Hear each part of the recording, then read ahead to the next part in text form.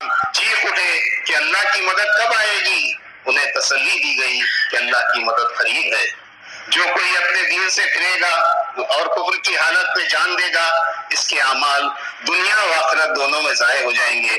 ایسے لوگ جہنمی ہیں اور ہمیشہ جہنم میں رہیں گے، بخلاف اس کے جو لوگ ایمان لائے اور خدا کے راستے میں گھر بار چھوڑے اور جہاد کیا ہے، وہ رحمت الہی کے جائز امیدوار ہیں۔ جو کوئی ضروریات سے زیادہ ہو رہا ہے خدا میں خرچ کرو، جس طرح جس طرز عمل میں یتیموں کے لیے بہترین ہو اسے اختیار کرو۔ مشرک عورتوں سے ہرگز نکاح نہ کرو اور نہ کبھی اپنی عورتوں کا نکاح مشرک مردوں سے کرو۔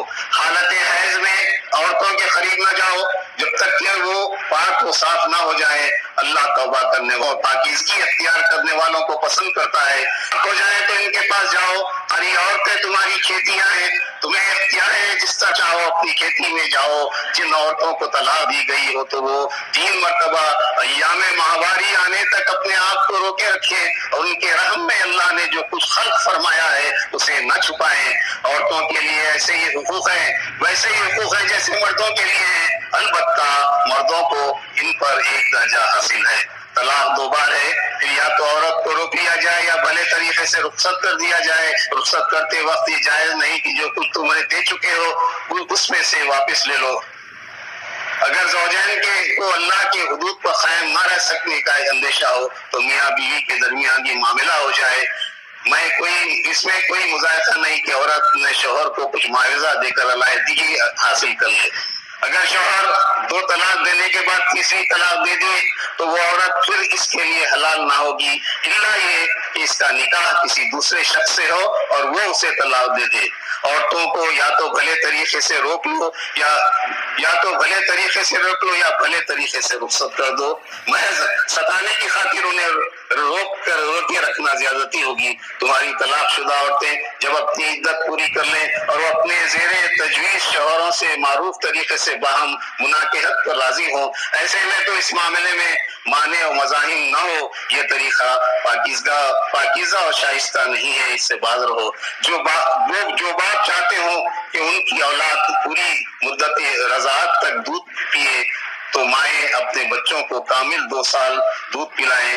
اس صورت میں بچے کے باپ کو کھانا کپڑا دینا ہوگا۔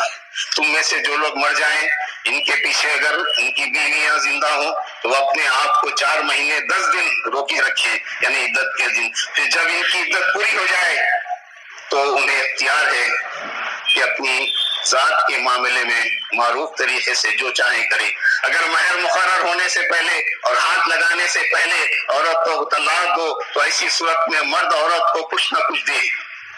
مالدار اپنے حساب سے قریب اپنے مطابق اگر مہر مقرر ہو گیا ہے اور ہاتھ لگانے سے پہلے عورت کو طلاق دو تو نصف مہر دینا ہوگا۔ ہاں، عورت معاف کر سکتی ہے یا مرد پورا مہر خوش دلی سے دے سکتا ہے۔ میاں بیوی آپس کے معاملات میں فیاضی کو نہ بھولیں اور اپنی نمازوں کی نگہداشت رکھو۔ اللہ کے آگے اس طرح کھڑے ہو جیسے فرما بردار غلام کھڑے رہتے ہیں۔ مسلمانوں، اللہ کی راہ میں جنگ کرو اور اسے قرض حسن دو تاکہ وہ اسے کئی گنا بڑا چڑھا کر واپس کرے۔ اس معاملے میں بنی اسرائیل کی طرح نہ ہو جانا۔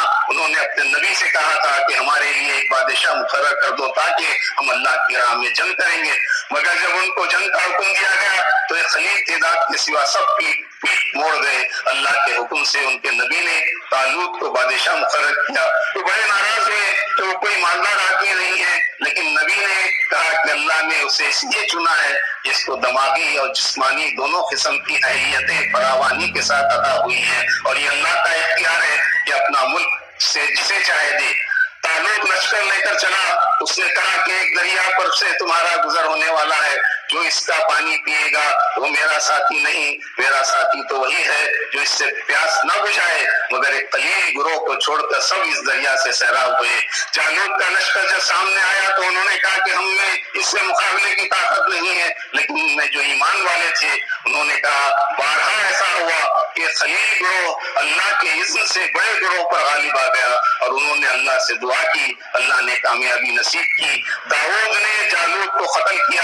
اگر اس طرح اللہ انسانوں کے ایک گروہ کو دوسرے گروہ کے ذریعے سے ہٹاتا نہ رہتا تو زمین کا نظام بگڑ جاتا۔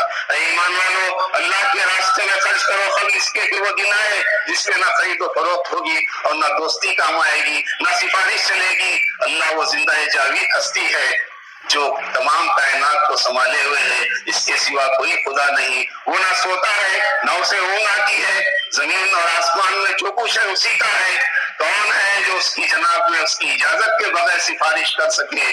جو کچھ بندوں کے سامنے ہے اسے بھی وہ جانتا ہے، اور جو کچھ ان سے اوچھل ہے اس سے بھی وہ واقف ہے۔ اس کی معلومات میں سے کوئی چیز ان کی گرفت اور ادراک میں نہیں آ سکتی الا یہ کہ کسی چیز کا علم اللہ خود ہی ان کو دینا چاہے۔ اس کی حکومت آسمانوں اور زمینوں پر چھائی ہوئی ہے، اس کی نگہبانی اس کے لیے کوئی تھکا دینے والا کام نہیں ہے، بس وہی بزرگ ہے، وہی برتر ذات ہے۔ حضرت ابراہیم نے نمرود سے کہا کہ میرا رب وہ ہے جس کے اختیار میں زندگی اور موت ہے۔ اس نے کہا زندگی اور موت تو میرے اختیار میں بھی ہے۔ حضرت ابراہیم نے کہا اچھا، اللہ سورج کو مشرق سے نکالتا ہے، تو ذرا اسے مغرب سے نکال لا۔ یہ سن کر منکر حق سجدہ رہ گیا۔ حضرت ابراہیم نے اللہ سے کہا مجھے دکھا دے کہ تو مردوں کو کیسے زندہ کرتا ہے۔ فرمایا کیا تو ایمان نہیں رکھتا؟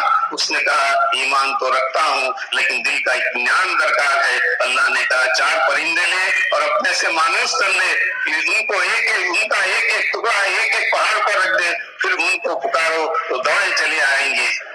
جو لوگ اللہ کے راستے میں خرچ کرتے ہیں ان کے خرچ کی مثال ایسی ہے جیسے ایک دانہ بویا جائے اور اس سے 7 بالیں نکلیں اور ہر بال میں 100 دانے ہوں۔ اسی طرح اللہ جس کے عمل کو چاہتا ہے فراوانی عطا کرتا ہے۔ جو لوگ اللہ کے راستے میں خرچ کرتے ہیں اور خرچ کر کے پھر احسان نہیں جتاتے اور نہ دکھ دیتے ہیں، ان کا اجر ان کے رب کے پاس ہے۔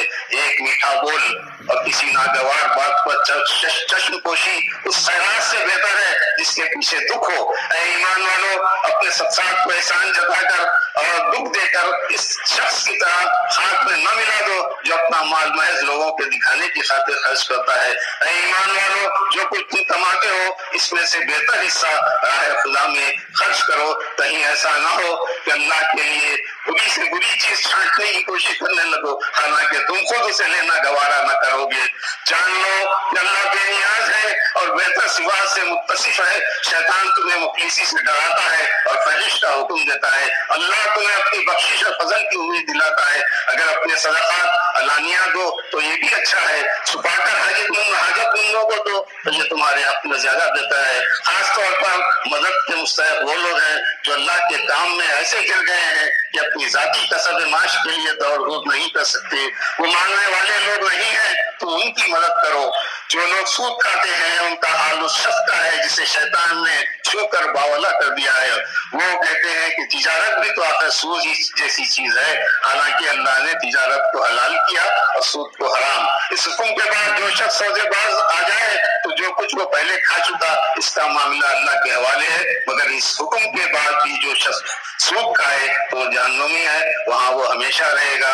اہل ایمان، جو کچھ تمہارا سود لوگوں پر بانٹا گیا ہے اسے چھوڑ دو۔ اگر تم نے ایسا نہ کیا تو اللہ اور اس کے رسول کی طرف سے تمہارے خلاف اعلان جنگ ہے۔ جو قرضدار تنگدست ہو تو ہاتھ کھلنے تک اسے مہلت دو، اور جو صدقہ کر دو تو یہ تمہارے لیے زیادہ بہتر ہے۔ اہل ایمان، جب کسی مقرر مدت کے لیے آپس میں خرچ کا لین دین کرو تو اسے لکھ لیا کرو اور اپنے مردوں میں سے 2 آدمیوں کو اس پر گواہ بنا لو۔ اگر 2 مرد نہ ہو تو 1 مرد اور 2 عورتیں ہوں تاکہ ایک بھول جائے تو دوسری اسے یاد دلائے۔ لوگوں کو جب گواہ بننے کے لیے کہا جائے تو انہیں انکار نہ کرنا چاہیے۔ تمہاری تجارت کی لین دین جو تم آپس میں کرتے ہو اسے نہ لکھا جائے تو کوئی حرج نہیں، مگر گواہ کر لیا کرو۔ شہادت ہرگز نہ چھپاؤ، جو شہادت چھپاتا ہے اس کا دل گناہ میں آلودہ ہے۔ آسمان اور زمین میں جو کچھ ہے سب اللہ کا ہے، تم اپنے دل کی باتیں خواہ ظاہر کرو خواہ چھپاؤ، اللہ بہرحال ان کا حساب تم سے لے گا۔ اللہ کسی متنفس پر اس کی مقدرت سے بڑھ کر بوجھ نہیں ڈالتا۔ جو کوئی نیکی کمائے گا اس کا پھل اسی کے لیے ہے، اور جو بدی سمیٹے گا اس کا وبال اسی پر ہے۔ ایمان والو، یوں دعا کیا کرو، اے ہمارے رب، بھول चूक में जो खुशबू हो जाए, इन पर गिरफ्त न करना मालिक, हम पर वो बोझ न डाल जो तूने हमसे पहले लोगों पर डाले थे। परवरदिगार, जिस बार को उठाने की ताकत हमें नहीं है वो हम पर न रख, हमारे साथ नरमी कर, हमसे दरगुजर फरमा, हम पर रहम फरमा। तू ही हमारा मौला है, काफिरों के मुकाबले में हमारी मदद कर। सूरह आले इमरान। ए नबी सल्लल्लाहु अलैहि वसल्लम, अल्लाह जिंदा जावीद ने तुम पर ये किताब नाजिल की है जो हक लेकर आई है, उन किताबों की तस्दीक कर रही है जो पहले से आई हुई है। इससे पहले वो तौरात और इंजील नाजिल कर चुका है और वो कसौटी उतारी है जो हक और बातिल का फर्क दिखाने वाली है। इस किताब में दो तरह की आयत है, एक महकमात जो किताब की असल बुनियाद है, दूसरे मुतशाबिहात जिन लोगों के दिल में दिल है वो मुतशाबिहात के पीछे पड़े रहते हैं और उनको माना पहनाने की कोशिश किया करते हैं। बखिलाफ इसके जो लोग इल्म में पुख्ता है वो कहते हैं कि हमारा इन पर ईमान है, ये सब हमारे रब की तरफ से है। जिन लोगों ने कुफ्र का रवैया इख्तियार किया है उन्हें अल्लाह के मुकाबले में न उनका माल कुछ काम आएगा न औलाद, वो दोज़ख का ईंधन बनकर रहेंगे। लोगों के लिए औरतें, औलाद, सोना चांदी, चीदा घोड़े, मवेशी, ज़रूरी जमीनें खुशाइन बना दी गई है। ये दुनिया की चंद रोजा जिंदगी का सरो सामान है, बेहतर ठिकाना तो अल्लाह के पास है। अल्लाह की रजा के तालिब वो लोग हैं जो सब्र करने वाले हैं, रास्तबाज हैं, फरमा बरदार और फैयाज हैं। रात की आखिरी घड़ियों में अल्लाह से मग़फ़िरत की दुआएं मांगा करते हैं। जो लोग अल्लाह के अहकाम मानने से इनकार करते हैं और पैगम्बरों को नाहक कत्ल करते हैं और इन लोगों की जान के दर पे हो जाते हैं जो खल्क़ खुदा में से अदल और रास्ती का हुक्म देने के लिए उठे, उनको दर्दनाक सजा की खुशखबरी सुना दो। अहले किताब को इस किताब इलाही की तरफ दावत दी जाती है तो मुंह मोड़ते हैं और कहते हैं कि दोज़ख की आग हमें मस तक न करेगी। और अगर दोज़ख की सजा मिल भी जाए, अगर दोज़ख की सजा मिल भी जाए तो बस चंद रोज इनके वो खुदसाख्ता अकीदों ने इनको अपने दीन के मामले में गलत फहमी में डाल रखा है। मगर क्या बनेगी उन पर उस दिन जब हम उन्हें जमा करेंगे जिसका आना यकीनी है। कहो खुदाया, मुल्क के मालिक, तू जिसे चाहे हुकूमत दे, जिससे चाहे छीन ले, जिसे चाहे इज्जत बख्शे, जिसे चाहे जलील करे, भलाई तेरे हाथ में है, तू हर चीज पर कादिर है। रात को दिन में पुरोलाता है और दिन को रात में, बेजान में से जानदार को निकालता है और जानदार में से बेजान को, और जिसे चाहता है बेहिसाब रिज़्क़ देता है। मोमिनीन अहले ईमान को छोड़कर काफिरों को अपना दोस्त और मददगार न बनाए, जो ऐसा करेगा तो उसका अल्लाह से कोई ताल्लुक नहीं। ऐ नबी, लोगों से कह दो कि अगर तुम हकीकत में अल्लाह से मोहब्बत रखते हो तो मेरी पैरवी इख्तियार करो, अल्लाह तुमसे मोहब्बत करेगा और तुम्हारी खताओं से दरगुजार करेगा। जब मरियम पैदा हुई तो अल्लाह के लिए वक्त कर दी गई, अल्लाह ताला ने उन्हें कबूल किया।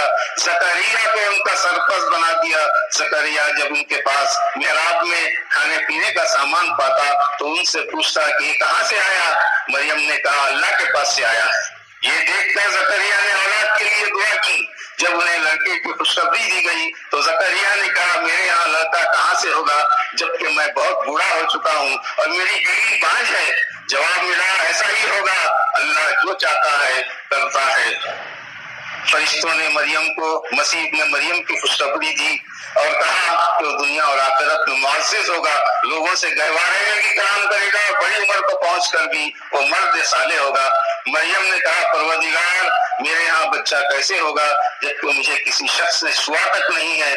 जवाब मिला ऐसा ही होगा, अल्लाह जो चाहता है करता है, जब वो फैसला कर लेता है तो बस कहता है कि हो जा तो वो हो जाता है। हजरत ईसा ने बनी इसराइल को अल्लाह की तरफ दावत दी और मौजिज़े बताए, मिट्टी की शक्ल बनाई और फूंका वो परिंदा बन गया।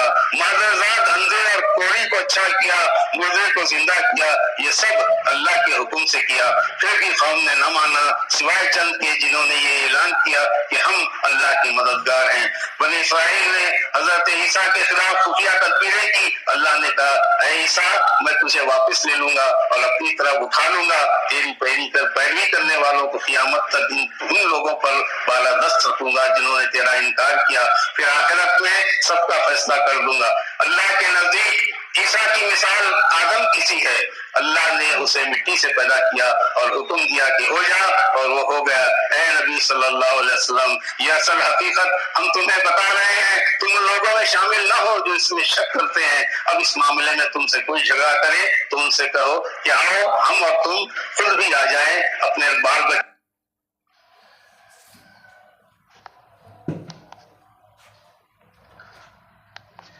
کسی کی بندگی نہ کریں، اس کے ساتھ کسی کو شریک نہ کرائیں، اور ہم میں سے کوئی اللہ کے سوا کسی کو اپنا رب نہ بنا لے۔ اگر وہ منہ ہے تو صاف کہہ دو کہ گواہ رہو ہم تو مسلم ہیں۔ ابراہیم سے نسبت رکھنے کا سب سے زیادہ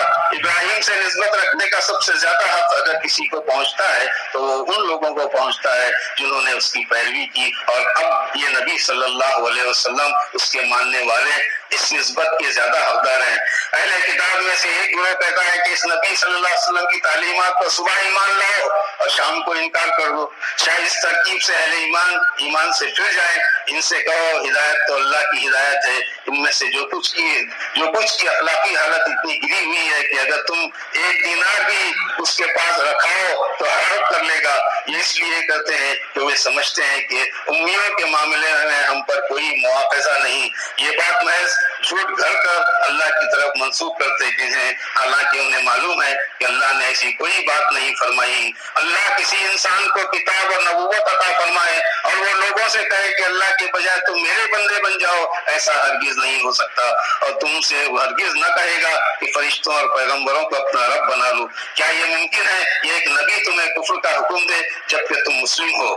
یہ لوگ اللہ کی اطاعت کا طریقہ چھوڑ کر کوئی اور طریقہ چاہتے ہیں، حالانکہ آسمان و زمین کی ساری چیزیں چار و ناچار اللہ ہی کی تابع ہیں اور اسی کی طرف سب کو پلٹنا ہے۔ اے نبی کہو کہ ہم اللہ کو مانتے ہیں، اس تعلیم کو مانتے ہیں جو ہم پر نازل کی گئی، اور یہ تعلیمات کو بھی مانتے ہیں جو ابراہیم، اسماعیل، یعقوب اور اولاد یعقوب پر نازل ہوئی تھی، اور ان ہدایت پر بھی ایمان رکھتے ہیں جو موسیٰ اور عیسیٰ اور دوسرے پیغمبروں کو ان کے رب کی طرف سے دی گئی۔ ہم ان کے درمیان فرق نہیں کرتے اور ہم اللہ کے مسلم ہیں۔ اس اسلام کے سوا جو شخص کوئی اور طریقہ اختیار کرنا چاہے وہ طریقہ ہرگز قبول نہ کیا جائے گا اور آخرت میں وہ ناکام و نامراد ہوگا۔ جن لوگوں نے ایمان لانے کے بعد کفر کیا، نہ ان کی سزا میں تخفیف ہوگی نہ انہیں مہلت دی جائے گی۔ ہاں اگر کوئی توبہ کرے اور اپنے طرز عمل کی اصلاح کرے تو اللہ بخشنے والا اور رحیم ہے۔